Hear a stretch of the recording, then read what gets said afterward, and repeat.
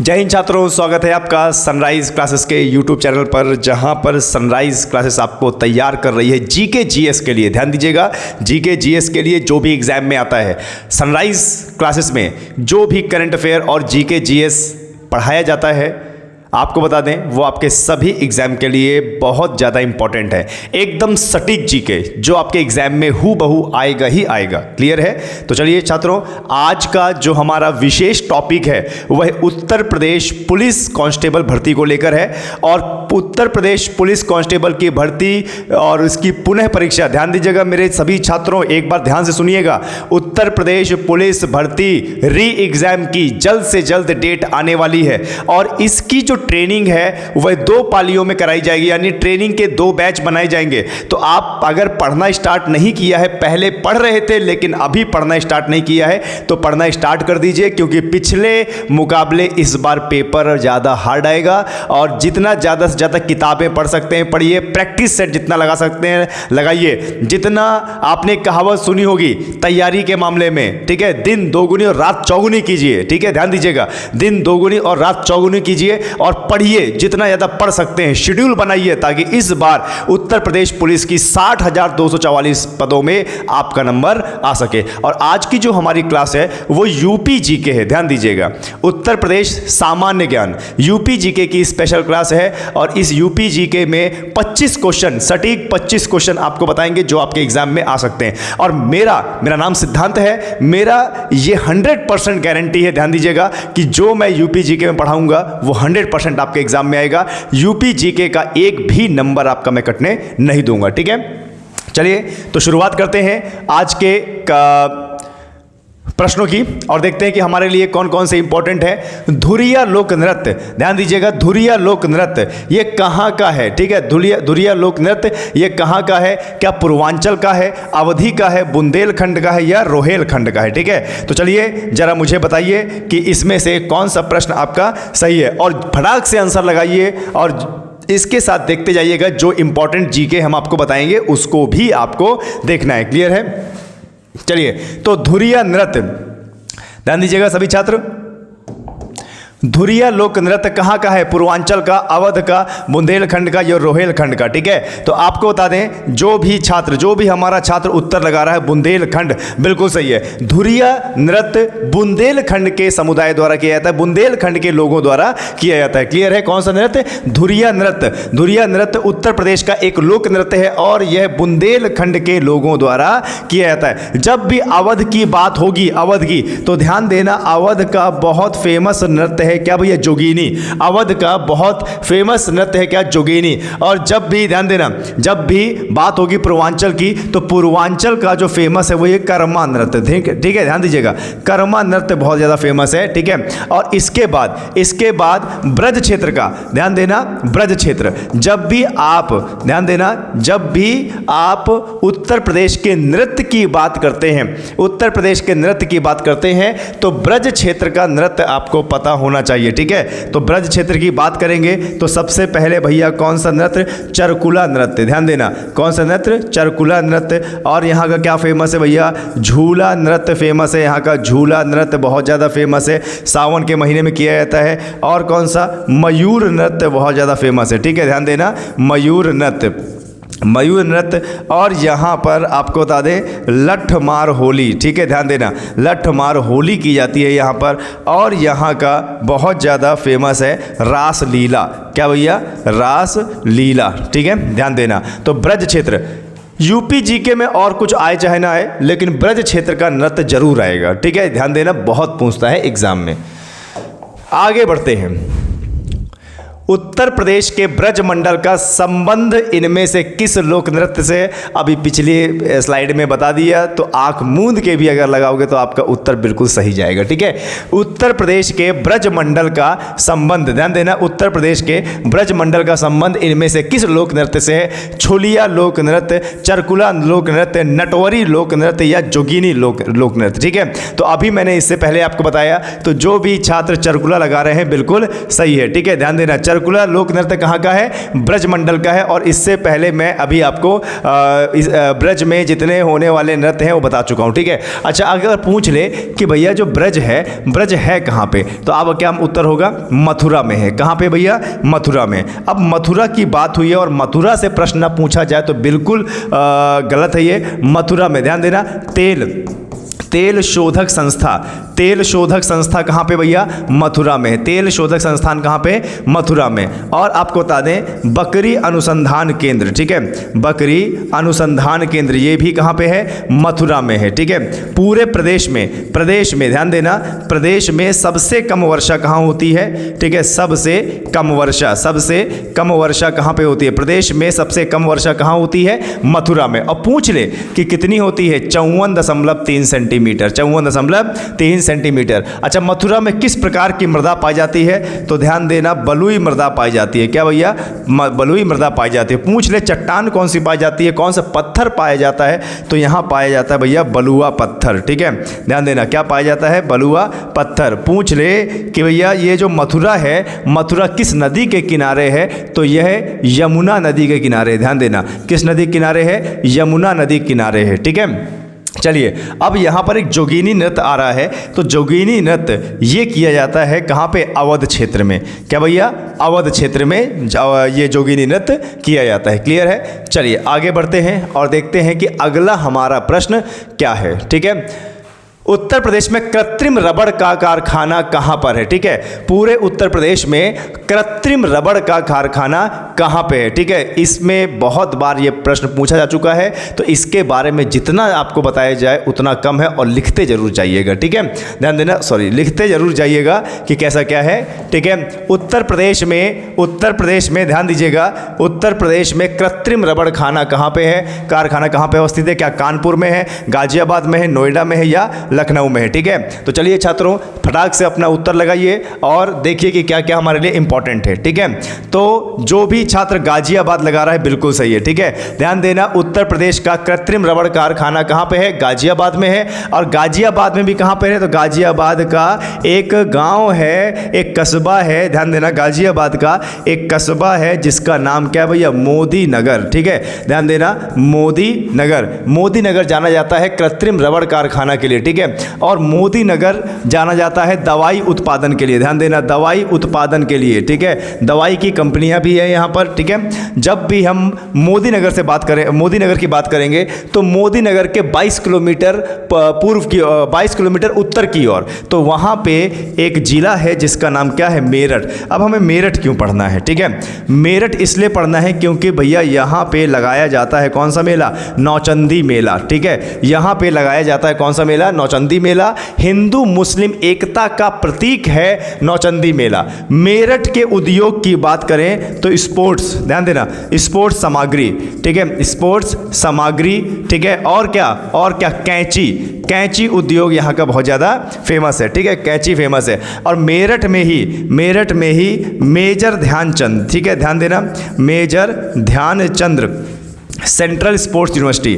ठीक है, central sports university बनने जा रही है। कहाँ पे? मेरठ में ही सेंट्रल स्पोर्ट्स यूनिवर्सिटी बनने जा रही है। और मेरठ में ही ध्यान देना चौधरी चरण सिंह, ठीक है, ध्यान देना, चौधरी चरण सिंह विश्वविद्यालय है। ठीक है, चौधरी चरण सिंह विश्वविद्यालय है। ठीक है, आए समझ में? तो आपको इतना जानना पड़ेगा। ठीक है, ये जितना भी हम लिखा रहे हैं छात्रों, इसको लिखते जाइए क्योंकि ये आपके एग्जाम में बहुत ज़्यादा इंपॉर्टेंट है और आएगा ही आएगा। ठीक है, चलिए आगे बढ़ते हैं और थोड़ा सा नोएडा के बारे में जान लीजिए। जो नोएडा है ना, उसकी स्पेलिंग ये होती है नोएडा। और नोएडा का फुल फॉर्म बहुत पूछता है, तो नोएडा का फुल फॉर्म क्या है भैया? न्यू ओखला, आई से इंडस्ट्रियल, ध्यान देना, इंडस्ट्रियल, डी से डेवलपमेंट। ठीक है, डेवलपमेंट, और ए से क्या है? अथॉरिटी। एग्जाम में पूछता है कि ओखला का फुल फॉर्म क्या है? New Okhla industrial development authority. और हिंदी में बात करेंगे तो नवीन ओखला औद्योगिक विकास प्राधिकरण। ठीक है, और कानपुर की बात करें तो चमड़ा रंगाई केंद्र। ठीक है, चमड़ा रंगाई केंद्र कहाँ पे है भाई? तो ये कहाँ पे है भाई? कानपुर में है। लखनऊ की बात करें तो यहाँ पर क्या भैया? विश्व अनुसंधान संस्था है यहाँ पे, विश्व अनुसंधान संस्था है यहाँ पे। ठीक है, चलिए आगे बात करते हैं। अगला क्वेश्चन जरा क्या है, जरा देख लीजिए। हिंदू मुस्लिम एकता का प्रतीक, हिंदू मुस्लिम एकता का प्रतीक सुलह कुल मेला। ध्यान देना, कौन सा मेला? सुलह कुल मेला। सुलह कुल मेला उत्सव उत्तर प्रदेश में आयोजित किया जाता है। कहाँ पे? हिंदू मुस्लिम एकता का प्रतीक सुलह कुल मेला उत्सव उत्तर प्रदेश में आयोजित, कहाँ पे आयोजित किया जाता है? क्या लखनऊ में, क्या मेरठ में, क्या अलीगढ़ में, या क्या आगरा में? ठीक है, तो चलिए छात्रों जल्दी से अपना उत्तर लगाएं और बताएं कि ये सुलह कुल मेला जो हिंदू और मुस्लिम की एकता का प्रतीक है, तो ये कहाँ लगाया जाता है? तो जो छात्र इसका आगरा लगा रहा है बिल्कुल सही है, जो छात्र इसका आगरा लगा रहा है बिल्कुल सही है। ठीक है, अब यहाँ पे बात हुई है किसकी भैया? आगरा की। ठीक है, ध्यान देना, यहाँ पे बात हुई है किसकी? आगरा की। तो आगरा किस नदी के किनारे भैया? आगरा यमुना नदी के किनारे। और आगरा किस उद्योग के लिए जाना जाता है? तो चमड़ा, चमड़ा और क्या? चमड़े से बना जूता उद्योग के लिए जाना जाता है क्या भैया? आगरा। ठीक है, आगरा में कौन सी नहर है? आगरा में यमुना द्वारा बनाई गई यमुना नहर है आगरा में। ठीक है, और ध्यान देना, ये आगरा को, आगरा शहर बसाया किसने था? तो भैया सिकंदर लोधी ने। ठीक है, ध्यान देना, आगरा शहर किसने बसाया था? सिकंदर लोधी ने। और आगरा से थोड़ी दूर पे जाओगे ना, आगरा से थोड़ी दूर पे जाओगे ना, तो क्या है भैया? फतेहपुर सीकरी है। ठीक है, फतेहपुर सीकरी है। अब फतेहपुर सीकरी को हम क्यों पढ़ रहे हैं? फतेहपुर सीकरी को हम क्यों पढ़ रहे हैं? क्योंकि यहाँ पर अकबर ने बनवाया था क्या? बुलंद दरवाज़ा। अकबर ने क्या बनाया था भैया? बुलंद दरवाज़ा। ठीक है, बुलंद दरवाज़ा बनाया था यहाँ पे गुजरात विजय के अवसर पर। गुजरात पे जब आक्रमण किया था तो गुजरात विजय के अवसर पर यहाँ पे बनाया था क्या? बुलंद दरवाज़ा। ठीक है, और जब भी हम आगरा की बात करते हैं तो ध्यान देना, पैरा ट्रूपिंग, ठीक है, parachute trooping centre, para trooping, थोड़ा सा स्पेलिंग मिस्टेक हो गया, पैराशूट ट्रूपिंग सेंटर कहाँ पे भैया? आगरा में है। ठीक है, कहाँ पे भैया? आगरा में है। क्लियर है? चलिए, और अलीगढ़ की बात करेंगे तो अलीगढ़ किस लिए फेमस है भाई? ताला के लिए फेमस है। किसके लिए फेमस है? ताले के लिए फेमस है। ठीक है, चलिए आगे बढ़ते हैं और देखते हैं कि हमारा अगला क्वेश्चन किस लिए, क्यों इंपॉर्टेंट है। चलिए छात्रों आगे बढ़ते हैं और देखते हैं कि अगला हमारा प्रश्न क्या कहता है। ठीक है, और मैं सभी छात्रों से ये आशा करता हूं कि आपको ये प्रश्न बड़े लाभदायक होंगे, बड़े हेल्पफुल होंगे। ठीक है, जब आप अपने एग्जाम को देखेंगे। ठीक है, चलिए आगे बढ़ते हैं। राजकीय चर्म संस्था, ठीक है, ध्यान दीजिएगा, राजकीय चर्म संस्था उत्तर प्रदेश के किस दो नगरों में स्थित है? राजकीय चर्म संस्था उत्तर प्रदेश के किन दो नगरों में स्थित है? गोरखपुर और मथुरा है क्या? कानपुर और मेरठ है क्या? कानपुर आगरा है या आगरा और बरेली है? ठीक है, तो चलिए सोच विचार के बेहतरीन आपका उत्तर दीजिए और आपका पेपर एकदम सटीक अच्छा जाएगा। आप परेशान मत होइए, बस अध्ययन करते रहिए। ठीक है, राजकीय चर्म और संस्था, हमारे उत्तर प्रदेश में दो जो जिले हैं वो चर्म संस्था के लिए बहुत ज़्यादा फेमस है, चमड़े के उत्पाद बनाने के लिए बहुत ज़्यादा फेमस है। तो कौन कौन से? जरा देखिए, जो भी छात्र कानपुर और आगरा में लगा रहा है बिल्कुल सही है। ठीक है, ध्यान देना, कानपुर और आगरा ये दोनों चमड़े के उत्पाद के लिए बहुत ज़्यादा फेमस है। और जब भी आप कानपुर की बात करोगे, ध्यान देना, जब भी आप कानपुर की बात करोगे तो इसको बोला जाता है उत्तर भारत का मैनचेस्टर। ठीक है, उत्तर भारत का मैनचेस्टर। ठीक है, ध्यान देना, और ये दोनों चमड़ा, रंगाई और चमड़े से बने हुए उत्पाद के लिए बहुत ज़्यादा फेमस है। जब भी बात करेंगे बरेली की, तो बरेली का जो उद्योग है वो है दिया सलाई। ठीक है, बरेली का जो उद्योग है वो क्या भैया? दिया सलाई। ठीक है, चलिए आगे बढ़ते हैं। राउत और मोझियाली किस जनजाति की उपजातियां हैं? राउत और मोझियाली, ठीक है, मोझियाली, राउत और मोझियाली किस जनजाति की उपजातियां हैं? राउत और मोझियाली किस जनजाति की उपजातियां हैं? थारू, खरवार, बुक्सा या किसी भी जनजाति की नहीं। ठीक है, ये दो जनजाति की मैंने यहाँ पे नाम पूछा गया है कि जो दोनों जनजाति है किसकी उप जनजाति है। ठीक है, तो ऑप्शन आपके क्या है? थारू, खरवार या बुक्सा या किसी भी जनजाति की नहीं। ठीक है, तो जो छात्र इसमें खरवार लगा रहा है बिल्कुल सही है। ठीक है, ध्यान देना, खरवार जनजाति की ही उपजाति है राउत और क्या? मोझियाली। ठीक है, चलिए जब भी बात करते हैं खरवार जनजाति की, तो खरवार जनजाति कहाँ निवास करती है? ये निवास करती है कहाँ भैया? मिर्जापुर। ठीक है, ध्यान देना, मिर्जापुर और क्या? सोनभद्र। मिर्जापुर और क्या? सोनभद्र में निवास करती है। और खरवार जनजाति का नृत्य बहुत ज़्यादा फेमस है, कर्मा नृत्य। ठीक है, है, ध्यान देना। नृत्य कौन सा? कर्मा नृत्य। ये एग्जाम में बहुत ज़्यादा पूछा जाता है कि खरवार जनजाति के द्वारा कौन सा नृत्य किया जाता है, तो कर्मा नृत्य, और रहती कहाँ पे है? मिर्जापुर और सोनभद्र में, ठीक है। और जब भी बात होगी, ध्यान देना, जब भी बात होगी थारू की, तो थारू यूपी की सबसे बड़ी जनजाति, ठीक है, यूपी की सबसे बड़ी जनजाति कौन सी है भैया? थारू, ठीक है। थारू यूपी की सबसे बड़ी जनजाति है क्या? थारू। और थारू के बारे में एक प्रश्न और पूछ लेता है कि थारू निवास कहाँ करती है, थारू कौन से क्षेत्र में निवास करती है, तो थारू जनजाति तराई क्षेत्र में निवास करती है। ध्यान देना, ये कहाँ निवास करती है? तराई क्षेत्र में। और सबसे ज़्यादा जनजाति थारू की कहाँ निवास करती है? गोरखपुर में, ठीक है। कहाँ भैया? गोरखपुर में निवास करती है। क्लियर है? चलिए, बुक्सा जनजाति की जब बात करेंगे तो बुक्सा पाई जाती है कहाँ पे? बिजनौर क्षेत्र में। कहाँ पे भैया? बिजनौर क्षेत्र में पाई जाती है बुक्सा जनजाति, ठीक है। चलिए आगे बढ़ते हैं। अगला प्रश्न क्या है आपका, जरा देख लीजिए। निम्नलिखित में से कौन सी चित्रकला शैली उत्तर प्रदेश की है, ठीक है। इन ऑप्शन में आपको चित्रकला शैली बताया गया है, और जो भी चित्रकला शैली है वह हमारे उत्तर प्रदेश की कौन सी है, ठीक है। तो जरा देखिए, बुंदेल शैली, कंदरा शैली या मिर्जापुर की विलुप्त शैली, ब्रज या मथुरा शैली, या उपरोक्त में से सभी, ठीक है। तो देखिए, अगर आप इनके नाम ध्यान से देखेंगे और इनका मिलता जुलता रूप देखेंगे तो कहीं ना कहीं आप इसमें लगाएंगे डी में, जो कि आपका बिल्कुल सही भी है। बुंदेल शैली, कंदरा शैली, या मिर्जापुर की विलुप्त शैली, या ब्रज या मथुरा की शैली, ये तीनों की तीनों जो शैलियां हैं चित्रकला की, ध्यान देना, चित्रकला की जो शैलियां हैं वो कहाँ की हैं? यूपी की हैं। कहाँ की है भाई? उत्तर प्रदेश की है। तो ये बहुत अच्छा क्वेश्चन आपके आने वाले एग्जाम के लिए हो सकता है, ठीक है। चलिए आगे बढ़ते हैं और आगे देखते हैं कि आगे हमारा कौन सा प्रश्न हमारे लिए इंपॉर्टेंट हो सकता है। बेतवा नदी पर निर्मित राजघाट बांध, बेतवा नदी पर निर्मित राजघाट बांध परियोजना में उत्तर प्रदेश के अतिरिक्त कौन सा राज्य शामिल है? हरियाणा, राजस्थान, बिहार या मध्य प्रदेश, ठीक है। तो चलिए सभी छात्रों उत्तर लगाइए इसका और सोचिए विचारिए कि आपने जो पढ़ाई की है आपको कितना आ रहा है, ठीक है। कभी भी हमें अपना लेवल जरूर पता होना चाहिए कि हम कितने गहरे पानी में। अरे तैयारी तो करोड़ों छात्र करते हैं, सरकारी नौकरी की तैयारी तो लाखों छात्र करते हैं, होता हजारों का सिलेक्शन है। तो हमारी और उनकी तैयारी में फर्क कितना है? जमीन आसमान का फर्क होता है। आपको बता दें, जिसको सिलेक्शन चाहिए उसके सारे कंसेप्ट क्लियर होते हैं, वो हर एक चीज को बड़े गहराई से पढ़ता है, ठीक है।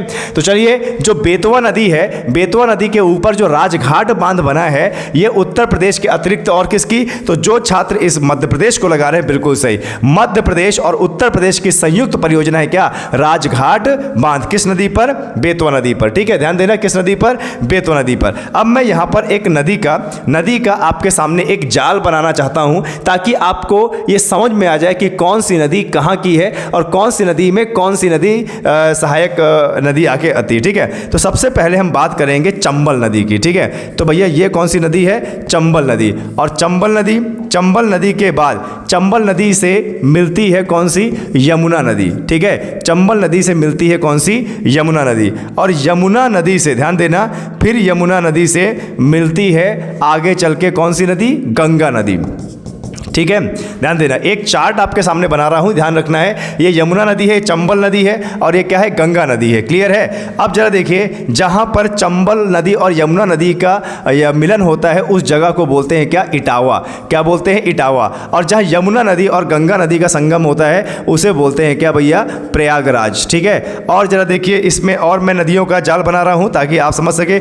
इसी नदी में आके एक नदी जुड़ती है जिसका नाम क्या भैया? शिप्रा नदी, ठीक है। इसी नदी में एक नदी आके और मिलती है जिसका नाम क्या है? पार्वती नदी, ठीक है। क्या है भैया? पार्वती नदी। इसी नदी में एक और नदी आगे मिलती है जिसका नाम क्या है? कूनो नदी। ध्यान देना, कूनो नदी। और ये जो पूरा सिस्टम है ये कहाँ पे है? ये मध्य प्रदेश में है, ठीक है। कहाँ पे भैया? मध्य प्रदेश में। एक नदी और आके मिलती है चंबल नदी में, कौन सी? सिंध नदी, ठीक है। ध्यान देना, सिंध नदी। तो देखो, जो चंबल है, चंबल का उद्गम हो कहाँ से रहा? महू से हो रहा है। कहाँ से? महू से। महू कहाँ पे है? एमपी में। और यहाँ पे एक पहाड़ी है, क्या भैया? जनापाव की पहाड़ी, ठीक है, जनापाव की पहाड़ी, वहाँ से चंबल नदी का उद्गम हो रहा है। और चंबल नदी में शिप्रा नदी, और ये कौन सी है? पार्वती नदी, और ये कूनो नदी, और ये क्या है? सिंध नदी आकर मिलती है। सिंधु मत कर दीजिएगा, सिंधु नदी नहीं, सिंध नदी, ठीक है। और उसके बाद जब आप यहाँ पर ध्यान से देखेंगे तो यहाँ पर जाएंगे तो एक नदी क्या है? बेतवा। तो बेतवा आके मिलती है, ठीक है, ध्यान देना, मध्य प्रदेश से ही निकलती है। कौन सी नदी? बेतवा, ठीक है। इसी पर बना हुआ है क्या? राजघाट बांध, ठीक है। इसके बाद एक नदी है क्या? केन नदी। एक नदी कौन सी है? केन नदी। तो ये भी किस में मिलती है? यमुना में। और ये जो गंगा नदी है, ये गंगा नदी जब आगे निकल जाती है संगम के बाद, तो इसमें मध्य प्रदेश से आने वाली दो नदियां और जुड़ती हैं। एक नदी का नाम क्या है? सोन नदी। कौन सी नदी भाई? सोन नदी। और एक नदी और मिलती है यहाँ पर, जिस नदी का नाम क्या है? टोंस नदी, ठीक है। और इधर का पार्ट आता है किसमें? यूपी में, और इधर का पार्ट आता है एमपी में। तो अगर आप तैयारी कर रहे हैं तो कुछ इस प्रकार से तैयारी किया कीजिए कि मैप आपको एकदम क्लियर हो, ठीक है। देखिए, चंबल नदी की सहायक नदी कौन कौन सी? शिप्रा नदी, पार्वती नदी, कूनो नदी और सिंध नदी। और ये नदी का पानी जाता है कहाँ? यमुना में। और यमुना नदी की सहायक नदी बन जाती है चंबल नदी, कहाँ पे? इटावा में, ठीक है। फिर यमुना नदी से मिलती है बेतवा नदी, केन नदी, और फिर ये नदी मिल जाती है किसमें? गंगा में। और गंगा नदी से आगे चल के मध्य प्रदेश की सोन नदी और टोंस नदी मिलती है, और संयुक्त रूप से क्या हो जाता है? गंगा हो जाता है, ठीक है, गंगा हो जाती है। चलिए आगे बढ़ते हैं, आगे देख लेते हैं। उत्तर प्रदेश के मिर्जापुर जिले के आदिवासियों द्वारा कौन सा नृत्य किया जाता है? ठीक है, उत्तर प्रदेश के मिर्जापुर जिले के आदिवासियों द्वारा कौन सा नृत्य किया जाता है? तो आपको बता दें, देवी नृत्य है क्या, छपेली नृत्य है क्या, पाई डंडा नृत्य है क्या, या कर्मा नृत्य है क्या? ठीक है, तो चलो देखो और इसका उत्तर लगाने की कोशिश करो कि वह कौन सा नृत्य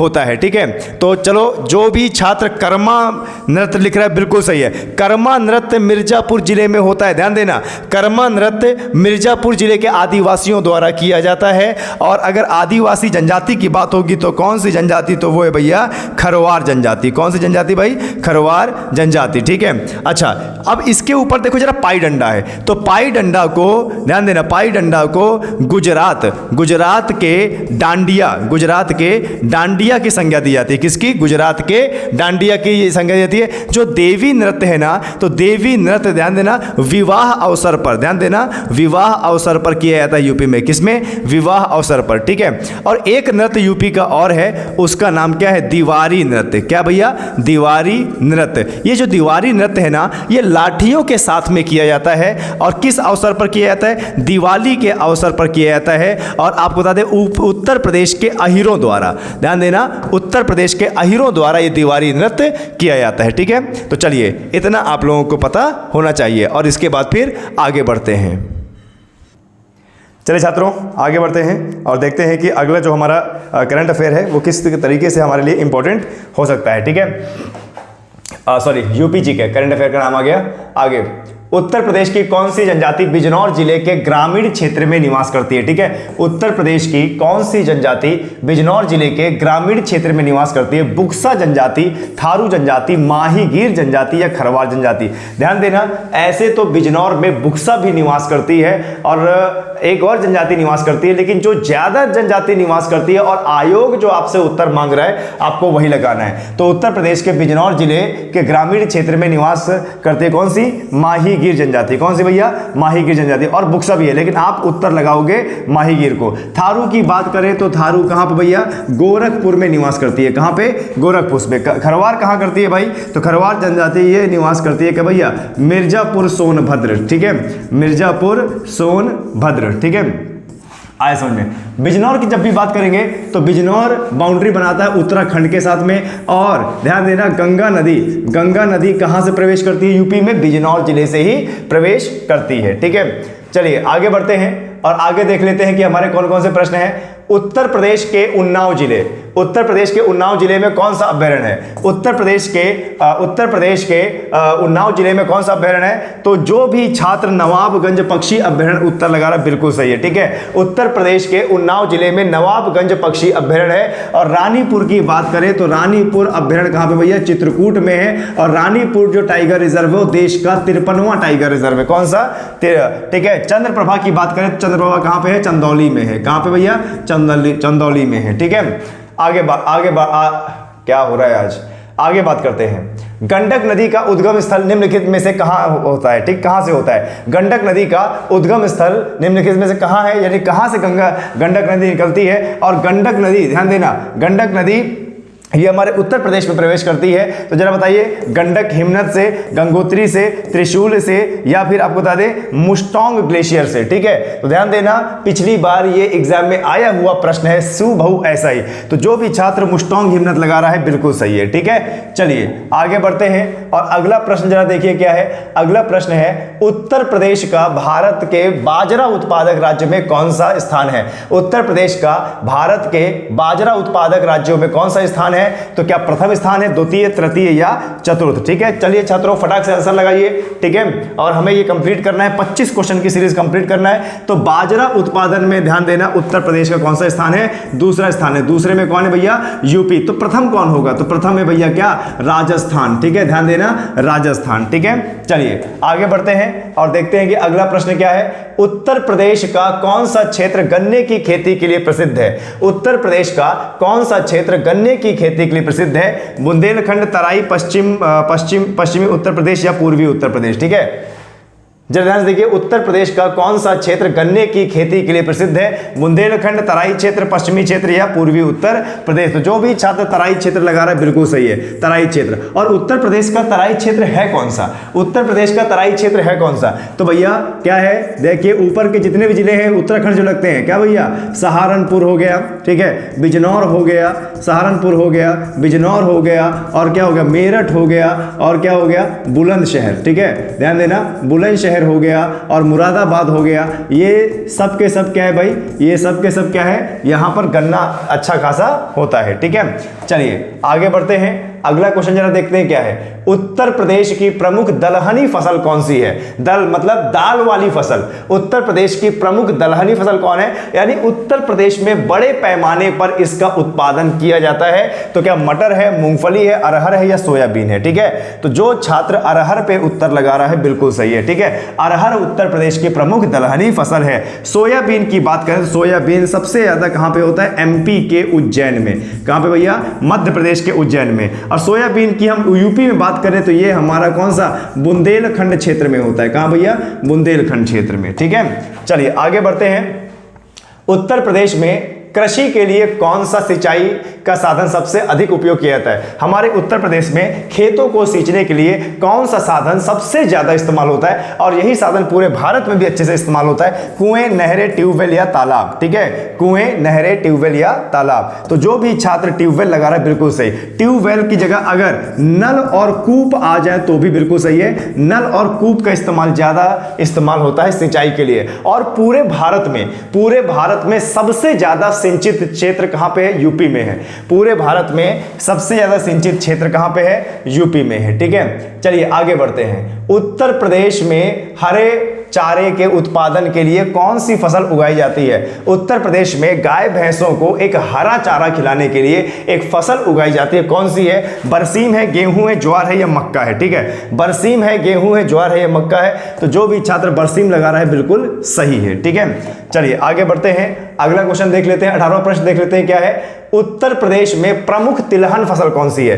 तिलहन फसल हम किसको बोलते हैं? तिलहन फसल वो होती है, ध्यान दीजिएगा, जो तेल निकालती है, जिसमें तेल होता है। ठीक है, तो हमारे उत्तर प्रदेश में तिलहन फसल कौन सी है? सरसों है, सूरजमुखी है, तिल है या मूंगफली है? ठीक है, तो आपको बता दें, जो भी छात्र सरसों में लगा रहा है बिल्कुल सही है। ठीक है, सरसों जो है ये उत्तर प्रदेश की प्रमुख तेल वाली फसल है। और जो सरसों है ना, ये कौन सी फसल है भाई? ये रबी की फसल है। ठीक है, क्या है? रबी की फसल है। और ध्यान देना, जब भी तिलहन की बात करेंगे तो तिलहन यानी तेल वाले जो अनाज है उनको बढ़ाने के लिए भारत में पीत क्रांति या पीली क्रांति लाई गई थी। कौन सी क्रांति भैया? पीली क्रांति लाई गई थी। ठीक है, आगे बढ़ते हैं और देखते हैं अगला प्रश्न क्या है। किस झील का नाम तिलैया झील है? किस झील का नाम तिलैया झील है? कानपुर झील, नैनीताल झील, गोरखपुर झील या लखीमपुर झील? ठीक है, तो आपको बता दें, आपको यह भी पता होना चाहिए कि किस झील का उपनाम भी है। ठीक है, तिलैया झील कहा जाता है लखीमपुर झील को। ठीक है, किसको भैया? लखीमपुर झील को। आगे बढ़ते हैं और जब देखते हैं 20वां प्रश्न क्या है, रामगढ़ झील कहां स्थित है? रामगढ़ झील कहां पर स्थित है? बनारस में है क्या, आगरा में है, गोरखपुर में है या कानपुर में है? ठीक है, तो चलिए सोच विचार के अपना उत्तर लगाइए और बताइए कि हमारा उत्तर क्या हो सकता है। तो आपको बता दें जो रामगढ़ झील है ना, ये कहां पे है? गोरखपुर में। ठीक है, ये कहां पे भैया? गोरखपुर में। और भारत की सबसे बड़ी, ध्यान देना, भारत की सबसे बड़ी कृत्रिम झील कौन सी झील भैया? कृत्रिम झील। तो भारत की सबसे बड़ी कृत्रिम झील ये कहां पे है? तो भैया ये है उत्तर प्रदेश के सोनभद्र जिला में। ध्यान देना, उत्तर प्रदेश यूपी के सोनभद्र जिला में है विश्व की, यानी विश्व की तो नहीं बोलेंगे, भारत की सबसे बड़ी कृत्रिम झील। ठीक है, आगे बढ़ते हैं और देखते हैं अगला प्रश्न हमारा 21वां प्रश्न देखते हैं क्या है। उत्तर प्रदेश में खनिज कर्म निदेशालय की स्थापना कब की गई थी? हमारे उत्तर प्रदेश में जो खनिज क्षेत्र है, खनिज क्षेत्र में कंट्रोल करने के लिए डिपार्टमेंट की व्यवस्था कब की गई थी? 1950, 1955, 1960 या 1965? तो जो भी छात्र 1955 लगा रहा है उसका उत्तर बिल्कुल सही है। ठीक है, चलिए आगे बात करते हैं। निम्नलिखित में से कौन सा सुमेलित नहीं है? आपके पास ये ऑप्शन है और आपको बताना है कि इसमें से कौन सा सुमेलित नहीं है, यानी कौन सी जगह कहां पर है। ठीक है, तो जरा देखते हैं। पहला ऑप्शन कोयला सोनभद्र, बलुआ पत्थर मिर्जापुर, सिलिका बालू इलाहाबाद या यूरेनियम झांसी। तो चलिए जरा बताइए आपका उत्तर इसमें से क्या होगा। ठीक है, तो जो भी छात्र यूरेनियम और झांसी लगा रहा है ये गलत है, ये सुमेलित नहीं है, क्योंकि यूरेनियम पाया जाता है कहां पे? ललितपुर में। ध्यान देना, यूरेनियम पाया जाता है कभी या ललितपुर में। कोयला सोनभद्र में पाया जाता है, ये बिल्कुल सही है। बलुआ पत्थर मिर्जापुर में पाया जाता है, बिल्कुल सही है। और सिलिका बालू पाया जाता है इलाहाबाद में, बिल्कुल सही है। ठीक है, लेकिन यूरेनियम पाया जाता है कहां पे? ललितपुर में। ललितपुर की बात करें तो यहां पे तांबा भी पाया जाता है। क्या? तांबा। और ललितपुर की जो मृदा है वो कैसी मृदा है भाई? काली मृदा है। कौन सी मृदा है? काली मृदा। और ललितपुर में ही बना है क्या भैया? माता टीला बांध। कौन सा बांध? माता टीला बांध। किस नदी के ऊपर भैया? तो ये बना है बेतवा नदी के ऊपर। ठीक है, चलिए आगे बढ़ते हैं। 23वां प्रश्न देखते हैं कि 23वां प्रश्न क्या है हमारा। भारत विश्व में अग्रणी उत्पादक है किसका? भारत जो है विश्व में अग्रणी है किसके उत्पादक में? हीरो के, लौह अयस्क का, अभ्रक का या टंगस्टन का? ठीक है, तो चलिए बताइए आपका उत्तर क्या होगा। हमारा जो भारत है वह विश्व में किस में अग्रणी है? ठीक है, तो जो भी छात्र अभ्रक लगा रहा है बिल्कुल सही है। पूरे विश्व में अभ्रक के उत्पादन में हमारा भारत क्या है? अग्रणी है। और किस उत्पादन में अग्रणी भैया? दूध में। और किस में भैया अग्रणी है? पशुधन में। ध्यान देना, और किस में अग्रणी है? पशुधन में। क्लियर है? चलिए आगे बढ़ते हैं। अगला 24वां प्रश्न क्या है जरा देखिए। मुख्यमंत्री के वेतन और भत्ते कौन तय करता है? किसी भी राज्य के मुख्यमंत्री के जो उसको वेतन देना चाहिए और जो उसको भत्ते देना चाहिए कौन तय करता है? क्या राष्ट्रपति, क्या राज्यपाल, क्या संसद, क्या राज्य का विधानमंडल? ठीक है, तो आपको बता दें राष्ट्रपति केंद्र लेवल का होता है, ये बिल्कुल हो ही नहीं सकता। राज्यपाल तो राज्य का हेड होता है, ये भी नहीं हो सकता। संसद केंद्र लेवल में काम करती है, ये नहीं हो सकता। यानी राज्य का विधानमंडल तय करता है मुख्यमंत्री और मंत्रियों के वेतन और भत्ते। ठीक है, चलिए आज की सीरीज में लास्ट प्रश्न में आते हैं और लास्ट प्रश्न बड़ा अच्छा है। आरओ एआरओ जैसे एग्जाम में आता है, आरओ और एआरओ जैसे एग्जाम में आता है। निम्न नदियों पर विचार कीजिए, निम्न नदियों पर विचार कीजिए और जरा बताइए उपयुक्त में से कौन अरुणाचल प्रदेश से होकर बहती है? ये 3 नदियों का नाम आपको दे रखा है और इन 3 नदियों में बताइए कि तीनों नदियों में से कौन सी नदियां ऐसी हैं जो अरुणाचल प्रदेश से होकर बहती है। तो क्या भैया वो बराक है, क्या लोहित है, क्या सुबनसिरी है? तो ये तो आपके फैक्ट हैं और इसके ऑप्शन ये केवल एक यानी बराक, केवल 2 या 3 यानी लोहित और सुबनसिरी, केवल 1 और 3 यानी बराक और सुबनसिरी, या तीनों 1 2 3। तो आपको बता दें ये जो बराक नदी है ना ये मणिपुर से बहती है। कहां भैया? मणिपुर से बहती है। मणिपुर और त्रिपुरा होते हुए कहां पे आती है? ये बांग्लादेश में आती है। तो भैया एक तो हो ही नहीं सकता, तो जहां जहां एक है पूरा काट दीजिए। तो पहला ऑप्शन कट जाएगा, तीसरा ऑप्शन कट जाएगा, चौथा ऑप्शन। तो उत्तर क्या हुआ? केवल 2 और 3। लोहित और सुबनसिरी, लोहित और सुबनसिरी ये ब्रह्मपुत्र की सहायक नदी है। किसकी भैया? ब्रह्मपुत्र नदी की सहायक नदी है। ठीक है, चलिए यहां से आज के 25 क्वेश्चन समाप्त हुए जो आपके एग्जाम में बहुत अच्छे तरीके से आ सकते हैं। कल फिर कोई ना कोई हम सीरीज लेके आएंगे 8 बजे। तब तक के लिए जय हिंद, जय भारत।